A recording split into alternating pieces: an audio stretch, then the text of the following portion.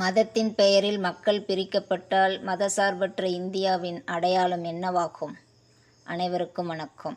தீக்கதிர் தலையங்கத்திற்கு அன்புடன் வரவேற்கிறோம். இந்திய அரசியலமைப்பு அனைவருக்கும் சம உரிமையையும் மதசார்பற்ற ஆட்சியையும் உறுதி செய்கிறது. ஆனால் சமீப காலங்களில் மத உணர்வுகளை அரசியல் ஆதாயத்திற்காக பயன்படுத்தும் போக்கு அதிகரித்து வருவதாக விமர்சனங்கள் எழுகின்றன. மதசார்பின்மையிலிருந்து பிறழக்கூடாது என்ற இன்றைய தலையங்கத்தை பார்ப்போம். தமிழக வேளாண் துறை அமைச்சர் வினோத் வேளாண் பட்ஜெட் உரையின் நகலை திருப்பதி ஏழுமலையான் கோவிலுக்கு எடுத்துச் சென்று வழிபாடு நடத்தியது பெரும் சர்ச்சையை ஏற்படுத்திய நிலையில், நிதித்துறை அமைச்சர் மரிய வில்சன் சட்டமன்றத்தில் நிதிநிலை அறிக்கையை தாக்கல் செய்வதற்கு கையில் ஜெபமாலையுடன் வருகை தந்ததும் விவாதத்திற்கு உள்ளாகியுள்ளது. மதசார்பற்ற அரசியல் சட்டத்தின் பெயரில் பதவியேற்று கொண்டுள்ள அமைச்சர்களின் இந்த செயல் ஏற்கத்தக்கது அல்ல. இது குறித்து எதிர்ப்பு எழும் நிலையில் அமைச்சர்களுக்கு தனிப்பட்ட மத நம்பிக்கை இருக்கக்கூடாதா என்று சிலர் எதிராக கேள்வி எழுப்புகின்றனர். அமைச்சர்கள் மட்டுமல்ல, எந்த ஒரு தனி மனிதருக்கும் அவரவர் நம்புகிற விரும்புகிற மதத்தின் அடிப்படையில் வழிபாடு செய்வதற்கு எல்லா உரிமைகளும் உண்டு. ஆனால் பட்ஜெட் என்பது அரசு நிர்வாகம் தொடர்புடைய ஒன்று. அது அனைத்து மத மக்களுக்கும், இன்னும் சொல்லப்போனால் எந்த மதத்தையும் சாராதிருப்போர்களுக்கும் கூட பொதுவான ஒன்று. மதசார்பின்மை என்பதன் ஆழமான பொருள் அரசு நிர்வாகத்தில் எந்த ஒரு மதமும் குறுக்கிடக்கூடாது என்பதுதான். ஆனால் ஒன்றிய பாஜக ஆட்சியாளர்கள் அரசியல் சட்டத்திலிருந்தே மதசார்பின்மை என்ற வார்த்தையை எடுத்துவிட முயன்றனர்.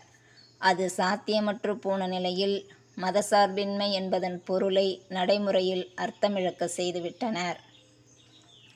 புதிய நாடாளுமன்ற கட்டிடத்தின் திறப்பு விழாவை ஒரு வேத மத நிகழ்ச்சி போலவே நடத்தினார்கள். குடியரசுத் தலைவர் கூட அந்த நிகழ்ச்சிக்கு அழைக்கப்படாத நிலையில் மடாதிபதிகள், சாமியார்களுக்கு முன்னுரிமை அளிக்கப்பட்டது. இது கடுமையான விமர்சனத்திற்கு உள்ளானது. நாடாளுமன்ற கட்டிட வடிவமைப்பே மதசார்பு தன்மை கொண்டதாக வடிவமைக்கப்பட்டுள்ளது.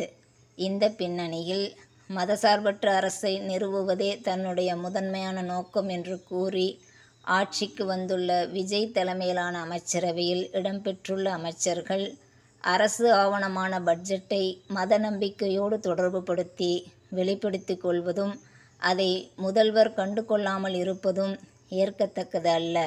இந்துத்துவவாதிகள் இதை மறைமுகமாக ஆதரிப்பதற்கும் காரணம், அரசியலை மதவெறிமயமாக்கும் தங்களது செயல் திட்டத்தை நியாயப்படுத்த தமிழக அமைச்சர்களின் செயல்பாடு உதவியாக இருக்கிறது என்பதே ஆகும். மதசார்பின்மை என்பது உதடுகளால் உச்சரிக்கப்படுகிற வார்த்தை அல்ல, அரசியல் சட்டத்தின் சாராம்சம் என்பதை தமிழக ஆட்சியாளர்கள் புரிந்து கொள்ள வேண்டும். தீக்கதிர் தலையங்கம் நிறைவுறுகிறது. மதசார்பின்மை என்பது ஒரு கொள்கை மட்டுமல்ல, இந்திய ஜனநாயகத்தின் அடித்தளம். அரசியலமைப்பு அனைத்து மதங்களையும் சமமாக மதிக்க வேண்டுமென்று வலியுறுத்துகிறது. மத நம்பிக்கைகள் தனி மனிதரின் உரிமை எனில், ஆட்சியின் கடமை அனைவரையும் சமமாக நடத்துவதுதான். மதத்தின் பெயரில் வெறுப்பை விதைப்பது சமூக ஒற்றுமைக்கு ஆபத்தை ஏற்படுத்தும். ஒற்றுமை, சமத்துவம், சகோதரத்துவம் ஆகியவை இந்தியாவின் வலிமை. மதசார்பற்ற ஜனநாயகத்தை பாதுகாப்பது ஒவ்வொரு குடிமகனின் பொறுப்பாகும். மதம் வேறுபட்டிருந்தாலும் மனிதநேயம் அனைவரையும் இணைக்கிறது.